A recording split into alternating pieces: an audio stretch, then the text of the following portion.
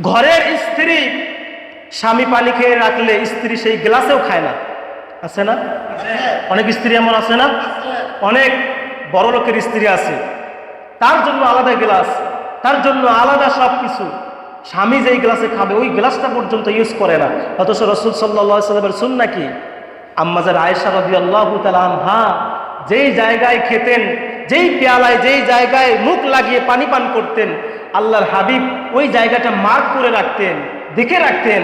দেখার পরে যখন আল্লাহর হাবিব পানি পান করবেন তখন সেই পেয়ালা নিয়ে ঠিক ওই জায়গায়, যে জায়গায় আম্মাজান আয়েশা ছোট্ট স্ত্রী, সুন্দর স্ত্রী, রূপসী স্ত্রী, হুমায়রা স্ত্রী, যে জায়গায় মুখ লাগিয়ে পানি পান করতেন, আমার প্যারা নবী মুহাম্মদুর রাসূলুল্লাহ ওই জায়গায়, একই জায়গায় মুখ লাগিয়ে পানি পান করতেন। সুবহানাল্লাহ। রসুলের ভালোবাসা, রসুলের শিক্ষা।